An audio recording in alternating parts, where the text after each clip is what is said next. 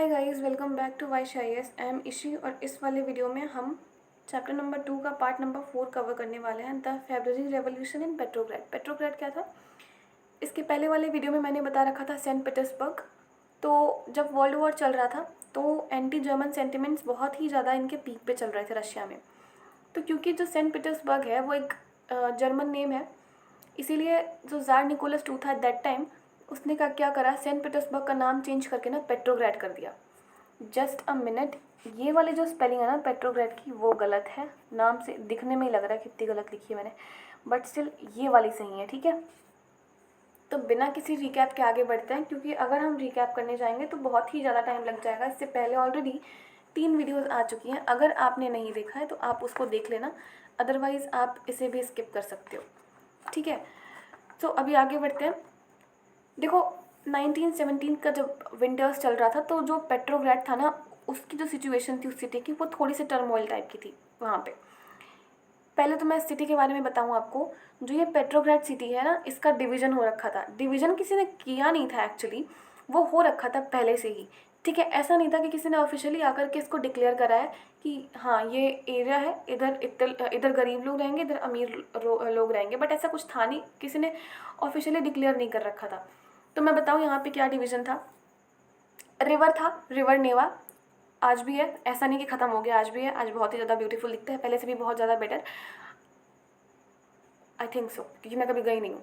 कभी जाना तो उसको देख के आना, ठीक है। सो एनीवे वो एक अलग टॉपिक है, मतलब अलग बात है, छोड़ो से। रिवर नेवा था। रिवर नेवा के लेफ्ट बैंक में, मीन्स उसके लेफ्ट साइड पे ना फैशनेबल एरियाज़ थे। फैशनेबल एरियाज़ थे, विंटर पैलेस था।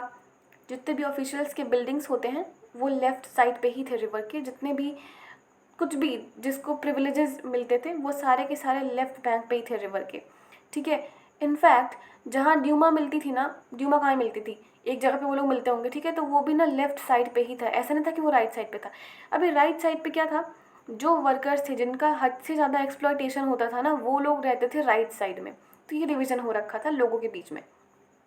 ऑब्वियस सी बात है, देखो जो राइट साइड पे जितने भी लोग रह रहे हैं ना, उनके मन में कभी ना कभी तो आया ही होगा कि ये जो लेफ्ट साइड में लोग रह रहे हैं इनकी कंडीशन मेरे हम लोगों से बहुत ज़्यादा बेटर है, तो हम लोग भी चलते हैं उधर ही।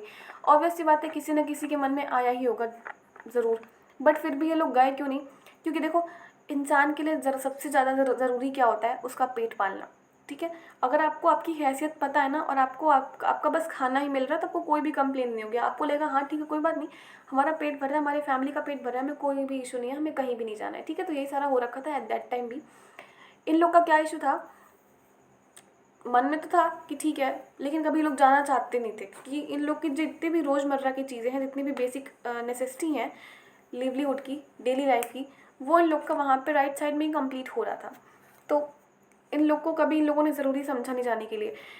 प्रॉब्लम तब हुई जब फरवरी 1917 में ना यहाँ पे फूड क्राइसिस हो गया। फूड के बहुत ही ज़्यादा शॉर्टेजेस हो रखे थे, बहुत ज़्यादा कमी हो रखी थी वर्कर्स के क्वार्टर्स में। तो क्योंकि विंटर का टाइम था, बहुत ही ज़्यादा कोल्ड था, तो आप कितना भी काम कर लो आपको दिक्कत होगी होगी। ठंडी में हम लोग खुद काम नहीं कर पाते हैं, तो एट दैट टाइम सोचो कितना ही बुरी तरीके से इन लोग से काम करवाया जाता होगा। उसके बाद वेजेस वगैरह लो थे, वर्किंग आवर्स बहुत ही ज़्यादा थे। तो फिर आप समझ सकते हो ना किस हद का इन लोगों का एक्सप्लॉयटेशन हो रखा था, ठीक है। तो इस टाइम पे जो ज़ार निकोलस टू था ना, उसको क्या चाहिए था कि वो ड्यूमा से मिले, इन लोगों के लिए कुछ ढंग का काम करे, थोड़ी सी सेटलमेंट वगैरह करें इन लोगों के लिए, ब्रेड वगैरह दिलवाए।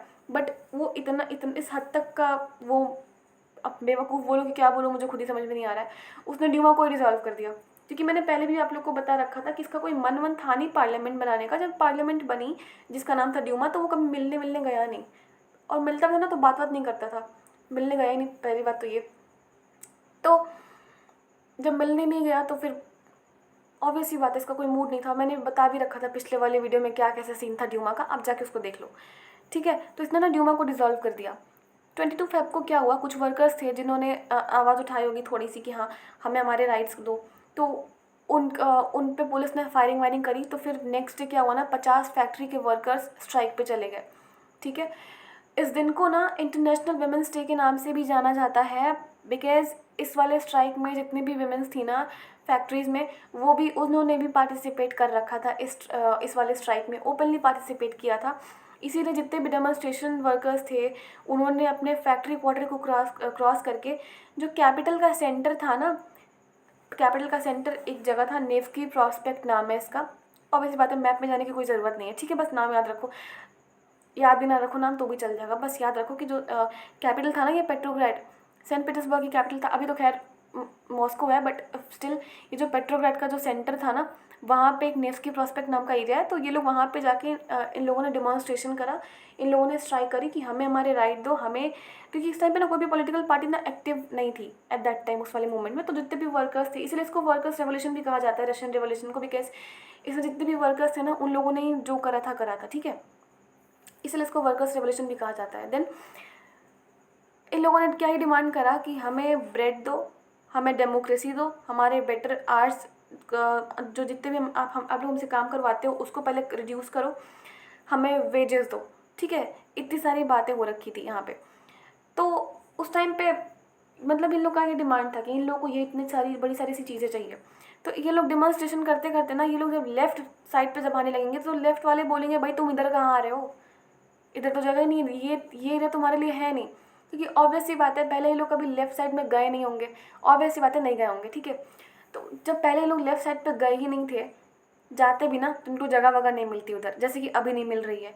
तो ये लोग 24 और 25 तारीख को, मतलब फरवरी में 24 और 25 फरवरी को ये लोग वापस आ गए। और जब, क्योंकि इन पे जो पुलिस थी ना वो फायरिंग कर रही थी, गन फायर कर रही थी, ठीक है। उसके बाद में संडे को 25 फरवरी को संडे था, ठीक है, जो गवर्नमेंट था, मतलब जो ज़ार निकोलस II था, उसने ड्यूमा को ही सस्पेंड कर दिया। मतलब सोचो, एक बार जब ड्यूमा से बात करने की नीड है, जब तुम्हें चाहिए कि हाँ तुम ड्यूमा से बात करो, तो तुम उसको डिज़ोल्व कर दे रहे हो। जब चाहिए तुम्हें कि तुम थोड़ा सा ढंग का काम करो उसके साथ मिलके, जब इतना सारा रिवॉल्ट वगैरह हो रहा है तुम्हारे अगेंस्ट में, जब पीक पे चल रहा है, सारी चीज़ें, सब चीज़ें तुम्हारे खिलाफ है, तो तुम ड्यूमा को ही सस्पेंड कर दे रहे हो, ठीक है। तो इस वजह से लोगों में और भी ज़्यादा गुस्सा आया। पॉलिटिशियंस जितने भी थे वो ये जो प्रोसेस था ना ड्यूमा को सस्पेंड करने का, इसके अगेंस्ट थे। डिमॉन्स्ट्रेशन इसके लिए भी हो रखे थे लेफ्ट बैंक पे 26 मतलब 26 तारीख को लेफ्ट बैंक पर भी डेमोन्स्ट्रेशन हुए, लेफ्ट बैंक के साइड में भी, मतलब रिवर नेवा के लेफ्ट साइड में, ठीक है। 27 को क्या होता है, जो पुलिस हेडक्वार्टर्स होते हैं ना उस पर ये लोग पत्थरबाजी करते हैं। देखो ये ना बहुत ही ज़्यादा ब्लडलेस रेवोल्यूशन था, इसमें किसी का खून नहीं बहा है, ठीक है।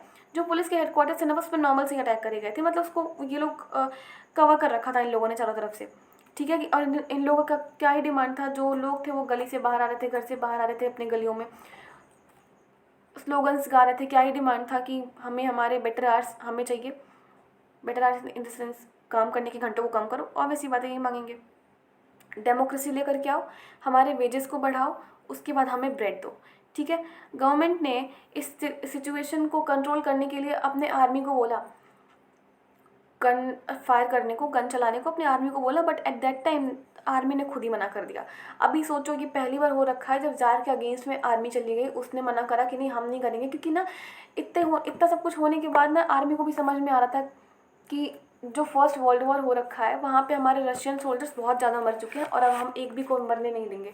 तुम खुद तो ड्यूमा को तुमने सस्पेंड कर दिया, खुद तो आराम से बैठ के अपने घर में सब मजे कर रहे हो, खाना पानी खा रहे हो, यहाँ पे एक ब्रेड के लिए ये लोग लड़ाई करे जा रहे हैं। तो फिर उन लोगों ने भी ना वर्कर्स पे कभी गोलियाँ नहीं चलाई, ठीक है। अब क्या होता है उसके बाद में, उसी इवनिंग में क्या होता है, कुछ सोल्जर्स होते हैं और कुछ स्ट्राइकिंग वर्कर्स होते हैं, वो एक साथ आते हैं और एक काउंसिल बनाते हैं, उसको सोवियत कहते हैं, ठीक है। आपने सुन रखा होगा सोवियत यूनियन, ठीक है। तो वही था वो सोवियत, कुछ वर्कर्स थे, ठीक है, और कुछ आर्मी के भी लोग थे उसी इवनिंग में। तो ये लोग अपना ना एक सोवियत बनाते हैं और उसी बिल्डिंग में बनाते हैं जहाँ पे ड्यूमा मिलती है, मीन्स लेफ्ट साइड में। इसको इन लोगों ने नाम दिया Petrograd Soviet. The very next day क्या होता है, जो जार की मिलिट्री कमांडर्स होते हैं जार को एडवाइस करते हैं कि सुनो अभी तुम्हारे यहाँ नहीं चलने वाला है, अभी तुम अपना ना ये जो राजगद्दी है वो छोड़ दो, क्योंकि जैसे ना गिलोटीन करा है ना मैक्सिमिलियन रॉबर्सपायरी को, वैसे तुम्हें भी कर देंगे ये लोग। तो ये क्या करता है, क्या नाम है इसका, जार निकोलस II क्या करता है, ये अपना गद्दी छोड़ देता है, गद्दी इन द सेंस ये अपना पावर को डिनाई कर देता है कि चलो ठीक है हमारे हाथ में कोई पावर नहीं है। और वैसी बात है किसी को पसंद नहीं आएगा, जब आपके हाथ पे इतनी बड़ी पावर आपसे कोई ले रहा है तो आपको बिल्कुल भी पसंद नहीं आएगा, बट स्टिल ये उस टाइम पे इसके पास ना कोई ऑप्शन नहीं होता इसके अलावा, अपनी पावर छोड़ने के अलावा। तो इस वजह से ये अपनी जो मोनार्की होती है उसको ये छोड़ देता है। कब होता है ये, छोड़ क्या देता है, इसको लोग हटा ही देते हैं, ठीक है। 2 मार्च को होता है ये। तो जितने भी जो ये सोवियत लीडर्स होते हैं ना वो ये कहते हैं कि अब जो भी रशिया का फ्यूचर होगा वो कॉन्स्टिट्यूएंट असेंबली ही डिसाइड करेगी, और अब यहाँ पे जितने भी जो कोई भी लीडर बनेगा वो इलेक्शन के थ्रू बनेगा। हम एक प्रोविजनल गवर्नमेंट बनाएंगे जो कि हमारी कंट्री को रन करेगी। सिंपल सा बात ये है कि जो पेट्रोग्राड में जो भी फेब्रवरी रेवोल्यूशन आया था ना, ये 1917 का, इसने मोनार्की को अबॉलिश कर दिया था एट दैट टाइम। बात करते हैं थोड़ा सा वुमेन्स के बारे में भी देख लेते हैं। देखो यहाँ पे ना एक वुमेन है जिनका नाम है मार्फा। ये एक मतलब ये सिंगल हैंडली ये सक्सेसफुल एक स्ट्राइक करती हैं। उसी टाइम की बात है ये, जब मैंने बताया ना कि उसको इंटरनेशनल वुमेन्स डे डिक्लेयर करा गया था 22 फेब को, ठीक है। तो अभी क्योंकि वहाँ पे वुमेन्स थी तो इसलिए वो डिक्लेयर करा गया था। अभी तो 8 मार्च को होता है, बट स्टिल कोई नहीं, जाने दो। सो ये जो मार्फा थी ना, ये बहुत ही इन्होंने एक्टिवली पार्टिसिपेट करा था स्ट्राइक में। तो इनको चुप कराने के लिए, मतलब इनको रिप्रेस करने के लिए, जो वहाँ पे पुलिस थी या फिर जो भी गवर्नमेंट के कुछ रूलर्स वगैरह रहे होंगे, इन्होंने उन सब ने ना इनको ब्रेड दिया कि लो आपको ब्रेड चाहिए, ये लो खाओ और चुप रहो। इन्होंने कहा, इन्होंने ब्रेड ले भी लिया, इन्होंने ब्रेड खा भी लिया, बट इन्होंने कहा कि मतलब जब इन्होंने और भी ज़्यादा आगे एजुटेशन करा और भी ज़्यादा कुछ बोलना स्टार्ट करा, तो उन लोगों ने कहा अभी तो तुम्हें ब्रेड मिल गया ना, अभी तुम चुप रहो, अपना काम करो, हमें भी अपना काम करने तो रहने दो, बंद करो ये स्ट्राइक। तो ये कहती है नहीं, हमें तो मिल गया, बट हमारे जितने साथ के हैं ना, जितने भी हमारे सपोर्टर्स हैं, जितने भी अदर वुमेन्स हैं, उनके बच्चे हैं, वो सारे सब भूखे हैं। उनके भूखे रहते हुए मैं नहीं, यहाँ से कहीं नहीं जा सकती हूँ। तो इन्होंने अपना जो स्ट्राइक था ना वो आगे चालू रखा। अभी बात करते हैं, देखते हैं फरवरी के बाद में क्या हुआ। देखो मैंने अभी भी बताया जैसे कि मोनार्क रूल अब अभी ख़त्म हो चुका है एट दैट टाइम। उस टाइम आर्मी ऑफिशियल्स थे, लैंड ओनर्स थे, इंडस्ट्रियलिस्ट थे, ये मिलकर बनाएंगे एक प्रोविजनल गवर्नमेंट। क्यों? क्योंकि वर्कर्स की वजह से, ऑब्वियस सी बात है, वर्कर्स ही तो थे जो इतना डेमोन्स्ट्रेशन कर रहे थे, इतना सारा सब कुछ कर रहे थे, जिसकी वजह से मोनार्की को हटना ही पड़ा फाइनली। तो अब यही वर्कर्स क्या करेंगे, ये बोलेंगे army officials, land owners and industrialist, ये इनको जाके बोलेंगे तो नहीं, बट हाँ यही तीन थे जो मेन थीम थे गवर्नमेंट के। ये प्रोविंशियल मैंने लिख दिया, ये प्रोविजनल होगा गाइस, प्रोविंशियल नहीं प्रोविजनल, ठीक है, प्रोविजनल है यहाँ पे। तो ये तीनों मिलके बनाएंगे ना एक प्रोविजनल गवर्नमेंट। देखो आर्मी ऑफिशियल क्यों, क्योंकि मैंने पहले भी बताया कुछ देर पहले कि आर्मी ऑफिशियल्स ने गोली चलाने से मना कर दिया था वर्कर्स पे। ऑब्वियस ही बात है, वो रेवोल्यूशनरी की साइड में आ गए वर्कर्स की, इसलिए आर्मी ऑफिशियल्स, ठीक है। जो लैंड ओनर्स थे, चलो उनकी तो बात अलग है, इनके हाथ में ज़मीन है तो ऑब्वियसली बात है वर्कर्स के थोड़े से साइड में आएंगी। इंडस्ट्रियलिस्ट, ये वही वाले इंडस्ट्रियलिस्ट थे ना जो वर्कर्स का एक्सप्लॉयटेशन करते थे फैक्ट्रीज़ में, बट स्टिल वो कहते हैं ना कि कुछ लोग थे ज़्यादा पावर में थे, वो चले गए पार्लियामेंट में, तो वो उन्होंने अपनी सरकार बना दी, ठीक है। तो ये वो वाले लोग हैं। तो अभी ना जितने भी लिबरल्स थे और सोशलिस्ट थे, उनको पता था कि ये प्रोविजनल गवर्नमेंट से होने वाला नहीं है, तो ये लोग ऐसा चाहते थे ना कि कुछ ऐसा हो जिससे यहाँ पे इलेक्शंस हो और यहाँ पे इलेक्टेड गवर्नमेंट आए, ठीक है।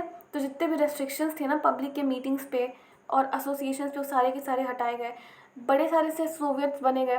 सोवियत मैंने बता रखा था, जैसे अभी पेट्रोग्राड सोवियत बना था एट दैट टाइम, उस टाइम पे, वैसे ही बड़े सारे से सोवियत कुछ था नहीं, बस कुछ आर्मी थे और मतलब आर्मी के जो कुछ सोल्जर्स थे वो, और कुछ वर्कर्स थे जो एक साथ मिलकर के ना एक पार्टी बनाए थे, एक आप कह सकते हो ग्रुप बनाए थे बड़े सारे लोगों का। तो उसी को इन लोगों ने नाम दे दिया था काउंसिल या फिर सोवियत, ठीक है। तो वही था सोवियत, और भी कुछ नहीं था, इसमें कंफ्यूज होने वाली बात नहीं है। उसके बाद में ना बड़े सारे से ऐसे ही सोवियत्स बने थे। अप्रैल में क्या होता है, 1917 में बोल्शेविक लीडर की एंट्री होती है, व्लादिमीर लेनिन की। वो रशिया आ जाते हैं अपने एग्जाइल से। ऐसा नहीं है कि उससे पहले ये एक्टिव नहीं थे, ये एक्टिव थे फर्स्ट वर्ल्ड वॉर से ही। बट क्योंकि ना जो ये बोल्शेविक्स थे, मैंने पहले भी बता रखा है ये बोल्शेविक्स कौन थे, क्या थे, क्यों थे। आपने नहीं देखा है तो मैं कह रही हूँ फिर से देख के, अदरवाइज इसको रहने दो, मत देखो। तो जितने भी ये बोल्शेविक्स थे ना, ये बिल्कुल ही अगेंस्ट थे कि फर्स्ट वर्ल्ड वॉर में रशिया क्यों नहीं पार्टिसिपेट कर रहा है बिना मतलब का। हमारे जितने भी आर्मी ऑफिशियल्स हैं, जितने भी हमारे सोल्जर्स हैं, उनकी जान जा रही है, और ये जो राजा है वो तो पागलों की तरह बैठ के अपने मजे ले रहा है, ठीक है। तो जो ये बोल्शेविक पार्टी थी, अच्छा बाद में जो ये बोल्शेविक आएंगे ना, यही बहुत ही ज़्यादा टॉर्चर करेंगे लोगों को। ये भी कोई दूध के धुले हुए नहीं, ये अब मैं आगे बताऊँगी इस बारे में, ठीक है। तो ये जो ये बोल्शेविक के जितने भी लोग थे, वो ऑब्वियसली बात है, पहले तो लीडर ही व्लादिमीर लेनिन, ये ना अपोज कर रहे थे, मतलब जो ये वॉर चल रहा था फर्स्ट वर्ल्ड वॉर, उनको ये बिल्कुल पसंद नहीं था कि ये लोग क्यों ही वॉर कर रहे हैं बिना मतलब का, फालतू का, ठीक है। तो इसीलिए अब ये ज़ार के अगेंस्ट में तो बोल नहीं सकते थे, इसीलिए ना ये लोग रशिया छोड़ के चले गए थे। तो ये लोग क्योंकि रशिया में रहते, वॉर के खिलाफ कुछ कहते, ऑब्वियस सी बात है इनको पकड़ के अंदर डाल देते, तो ये लोग खुद ही एक्साइल में चले गए थे। ठीक है, फिर 1917 में ये लोग आते हैं। अब इन लोग का ना अलग सा ही अप्रोच रहता है। ये लोग बिल्कुल ही ये जो प्रोविंशियल गवर्नमेंट बनी है ना, प्रोविजनल गवर्नमेंट, सॉरी, ये जो भी प्रोविजनल गवर्नमेंट बनी है उसके अगेंस्ट नहीं थे, बट जो अप्रोच होता है ना, लोगों का अलग अलग तरीका होता है काम करने का, तो इनका भी अलग ही अपना तरीका था काम करने का। इन्होंने कहा कि बैंक्स को नेशनलाइज करो, जितने भी आपके पास लैंड है, जितने भी नोबल्स के पास लैंड है, आप वो सारे के सारे लैंड पहले पीजेंट्स को दे दो, क्योंकि उस पर उनका राइट है। अगर आप बैंक को नेशनलाइज करने की बात कर रहे हो, लैंड आपके पास जितना भी है वो पीजेंट्स को देने की बात कर रहे हो, तो आप बात कर रहे हो एक सोशलिज्म की, एक कम्युनिस्ट गवर्नमेंट की, एक ऐसी गवर्नमेंट की जिसके अंडर में जितना भी आपका एरिया है वो सब गवर्नमेंट के अंडर में ही रहेगा। ठीक है, आपके पास कुछ नहीं है, सारी जितनी भी प्रॉपर्टी है वो गवर्नमेंट की है, ये होता है सोशलिज्म। ठीक है, एंड इनके जो है ना ये 3 डिमांड थे। ठीक है, एक तो ये बोल रहे थे कि वॉर को बंद करो, बिना मतलब का फालतू का, तो खर्चा भी हो रहा है, ऑब्वियस सी बात है, इकोनॉमी भी तो डूबी रही थी इनकी और लोग मर रहे थे वो अलग। तो आर्मी ऑफिशियल्स इनके लिए इसके लिए थोड़ा सा इनके सपोर्ट में थे, बैक एंड से थोड़ा सा सपोर्ट कर रहे थे इसके लिए। दूसरा इनका डिमांड था लैंड है जो आपका वो हमारे पीजेंट्स को दे दो चुपचाप से। तीसरा था कि बैंकों को नेशनलाइज करो, मतलब कि एक सेंट्रलाइज कंट्रोल करो। अगर आप बैंक को नेशनलाइज करने की बात कर रहे हो तो आप एक सेंट्रलाइज कंट्रोल की बात कर रहे हो, जहाँ पे सब चीज़ें गवर्नमेंट के अंडर में ही होती है, आपके हाथ में कुछ भी नहीं है। ठीक है, इसको कहा गया लेनिन का अप्रैल थीसिस। ठीक है, 3 डिमांड्स हैं, तीनों डिमांड को मिला के देखो अप्रैल थीसिस कहा गया। वेल, अप्रैल मंथ भी चल रहा है। ठीक है, एनीवे, बाद में इन लोगों ने आर्ग्यू करा कि जो ये बोल्शेविक पार्टी है इसको बाद में रीनेम करा जाएगा कम्युनिस्ट पार्टी से। बाद में एक्चुअली ये हुआ भी, जब इसके नए नए रेडिकल्स यहीं आ गए तब बोल्शेविक पार्टी जो थी ना वो जितने भी कुछ अदर लोग थे उनके भी अलग अलग सही डिमांड थे, बट स्टिल ये 3 डिमांड को पहले सामने रखा गया। ठीक है, बाद में आप देखोगे ना इसी यही जो बोल्शेविक पार्टी है ना वो अलग ही लेवल के कारनामे करेगी। मैं आपको आगे बताऊंगी क्या चीज़। सो इनके इन्फ्लुएंस से कुछ वर्कर्स के ग्रुप्स वगैरह भी बनने लगे, क्योंकि ऑब्वियस सी बात है ये लोग बढ़ा चढ़ा रहे थे कि आप लोग अपना ग्रुप बनाओ, इनके अगेंस्ट में लड़ाई करो। तो जब समर आया ना, गर्मियों का जब टाइम आया, तो जो वर्कर्स का जो मूवमेंट है वो बहुत ही तेज़ी से बढ़ने लगा। नॉर्मली लेवल का बढ़ा था, तो बस बाद में इन लोग को समझ में आया कि अगर हम लोग इतना कर रहे हैं तो थोड़ा ढंग से ही कर लें। ठीक है, तो जैसे ही वर्कर का मूवमेंट बढ़ा, इंडस्ट्रियल एरियाज़ में फैक्ट्रीज़ के कमिटीज़ जितने भी थे वो सेटअप करेगा, मतलब फॉर्म करेगा, बनाएगा, नए नए फैक्ट्रीज़ के जो कमिटीज़ थे वो बनाए गए। ठीक है, जो कि क्वेश्चन करने लगे लोग इंडस्ट्रियलिस्ट पे कि आप लोग कैसे चला सकते हो जब सारी की सारी चीज़ें हमारी सरकार की है। तो देखो बात क्या है, जब कोई सेंट्रलाइज कंट्रोल की बात करेगा ना, तो जो ये लैंड ओनर्स हैं वो बिल्कुल ही राज़ी नहीं होंगे। क्यों?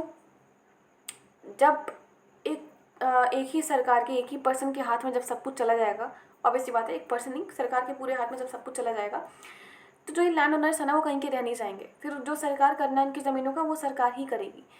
दूसरी चीज़, ये वाली बात, ये कौन थी तीसरी वाली, इंडस्ट्रियलिस्ट, ऑब्वियसली बात है ये इनको भी पसंद में नहीं आएगी। क्यों? क्योंकि तो प्राइवेट ओनर्स हैं इंडस्ट्रीज़ के, तो ये कहेंगे कि हमने अपनी मेहनत से अपनी पैसा लगा के ये इंडस्ट्रीज़ बिल्ड किया है, तुम्हारे लिए थोड़ी ना बिल्ड किया है, सरकार के लिए थोड़ी ना बिल्ड किया है कि सरकार आकर के ये सारा सब कुछ अपने कब्जे में कर ले। तो ये बात ना इनको भी पसंद नहीं आएगी। अब जैसे ही समर्स आया, बोल्शेविक जो पार्टी थी उसके इन्फ्लुएंस में आने लगे लोग, और उसके बाद में वर्कर्स का मूवमेंट स्प्रेड होने लगा, और जितने भी ट्रेड यूनियंस बनने लगे, बड़े सारे से सोल्जर्स के भी कमिटीज़ बनने लगी नई नई वर्कर्स के भी फेवर में। ठीक है, जून में क्या होता है, ओवर 500 सोवियट्स जो होते हैं ना वो अपने रिप्रेजेंटेटिव सेंड करते हैं all Russian Congress of Soviet के पास में। ठीक है, इन लोगों को समझ में आ चुका होता है कि अगर ये बोल्शेविक पार्टी पीक पे चली गई, अपना ये मतलब बहुत ही ज़्यादा फेमस हो गई, इसने बहुत ही ज़्यादा लोगों को इन्फ्लुएंस कर दिया, तो हम लोग कहीं के रह नहीं जाएंगे। जो भी ये प्रोविंशियल जो गवर्नमेंट थी ना वो, जिसमें फैक्ट्री ओनर्स, सॉरी ये इंडस्ट्रियलिस्ट और ये जो लैंड ओनर्स थे ना, इन लोगों को ये समझ में आ गया था। तो इन लोगों ने क्या किया उस टाइम पे, जो जितने भी लीडर्स थे ना दैट टाइम बोल्शेविक पार्टीज़ के, जो भी कुछ, ऑब्वियसली बात है एक लीडर तो था व्लादिमीर लेनिन, वो तो हेड पे था, बट उसके भी सुनते थे ना लोग। तो जितने भी कम्युनिटीज़ बने थे वर्कर्स के, जितने भी कमिटीज़ बने थे, उनके लीडर्स को इन सब ने जेल में डालना शुरू कर दिया, उनके खिलाफ डेमोन्स्ट्रेशन हुए। जितने भी बोल्शेविक लीडर्स थे उनको या तो भागना पड़ा या फिर वहाँ से माइग्रेट करके कहीं और जाना पड़ा, ये सिचुएशन हो रखा था। कंट्री साइड में भी जितने भी पीजेंट्स थे और उनके जो सोशलिस्ट रेवोल्यूशनरी लीडर्स थे, उन्होंने लैंड को रीडिस्ट्रीब्यूट करने के लिए उन्हें फोर्स करा। फोर्स करने का क्या मतलब है, उन्होंने कोई ऐसा नहीं था कि वो लोग मार नहीं जा रहे हैं, पीजेंट्स अपने फैक्ट्री ओनर्स को, लैंड ओनर्स को मार नहीं जा रहे, नहीं, ये बहुत ही ज़्यादा ब्लडलेस रेवोल्यूशन था, इसमें किसी का भी खून नहीं बहा। ठीक है, तो उस टाइम पे कंट्री साइड में भी जो पीजेंट्स थे और जो सोशलिस्ट रेवोल्यूशनरी लीडर्स थे वो अपने लैंड ओनर्स को उनको फोर्स कर रहे थे कि आप लैंड को रीडिस्ट्रीब्यूट करो हमारे बीच में। तो ऐसी सारी सी डिमॉन्स्ट्रेशन हो रखी थी, कभी बोल्शेविक के अगेंस्ट में तो कहीं पे लैंड ओनर्स के अगेंस्ट में, दोनों ना आपस में लड़ ही रहते, ठीक है। क्योंकि इसको लग रहा था, ये जो प्रोविंशियल गवर्नमेंट है इसको लग रहा था कि अगर ये फॉर्म में आ गई, अगर ये पार्टी फॉर्म में आ गई तो हम कहीं के रह नहीं जाएंगे, हमारा कुछ बचेगा नहीं, क्योंकि तब आ जाएगा एक सेंट्रलाइज कंट्रोल और हम फिर उसमें कुछ कर नहीं पाएंगे। एंड ये जो इंडस्ट्रियलिस्ट है वो है प्राइवेट ओनर्स, और जो ये लैंड ओनर्स हैं वो कभी अपनी ज़मीन पीजेंट्स को क्यों ही देंगे, जब ये इनको इतना पैसा मिल रहा है, इतने फ़ायदे में है, तो अपनी चीज़ दूसरों को क्यों ही देंगे। ये वाली प्रॉब्लम थी, ठीक है। आप देखोगे जितने भी सोशलिस्ट रिवोल्यूशनरीज थे ना, लाइक पीजेंट्स वगैरह थे या फिर कोई भी था, उन्होंने जुलाई और सितंबर 1917 के बीच में इतने ज़्यादा रिवॉल्ट करे कि इन लोगों ने ना, जो भी लैंड ओनर्स ने इनको ज़मीन नहीं दी, उनकी ज़मीनों को सीज कर लिया इन लोगों ने। खून खराबा नहीं हुआ, डोंट वरी, नॉर्मल तरीके से हुआ सब कुछ, मतलब उतना भी नॉर्मल नहीं हुआ होगा, बट स्टिल किसी का ब्लड खून वो नहीं बहा, ठीक है। अभी आगे बात करेंगे द रेवोल्यूशन ऑफ अक्टूबर 1917। सितंबर तक का मैंने बता दिया कि क्या हो रखा था क्या नहीं हो रखा था, अभी तक सब बढ़िया चल रहा था, मतलब बढ़िया इन द सेंस कि किसी का खून खराबा नहीं हुआ इस वाले रेवोल्यूशन में। वॉर में तो हो रखा था बट इस वाले में नहीं हुआ। आगे अगली वाली वीडियो में बात करेंगे अक्टूबर में क्या हो रखा था रेवोल्यूशन 1917 का, ठीक है। आगे बढ़ने से पहले जो भी एस्पिरेंट सीरियस होकर के यूपीएससी की प्रिपरेशन करना चाहते हैं वो यहाँ पे दिए गए व्हाट्सएप नंबर पे हमारे वाइस सर को कांटेक्ट कर सकते हैं। सी यहाँ है व्हाट्सएप नंबर, थोड़ा सा लेट में आया but still no matter what, आप कब से प्रिपेयर कर रहे हो, कब से नहीं, कब अटेम्प्ट देना है, कब से नहीं, आप एक बार सर को कांटेक्ट कर लो। आपको अभी पेपर देना 10 साल बाद देना, नो मैटर वॉट, आप सर को एक बार कांटेक्ट कर लो, बेनिफिट आपका ही होगा। और अभी ये वाला चैप्टर थोड़ा सा बड़ा है, मतलब फ्रेंच रेवोल्यूशन से तो काफ़ी बड़ा है, तो इसके अभी 3-4 पार्ट्स आ ही जाएंगे। तब तक के लिए थोड़ा सा पेशेंस रखना। Have a great day ahead, take care, bye.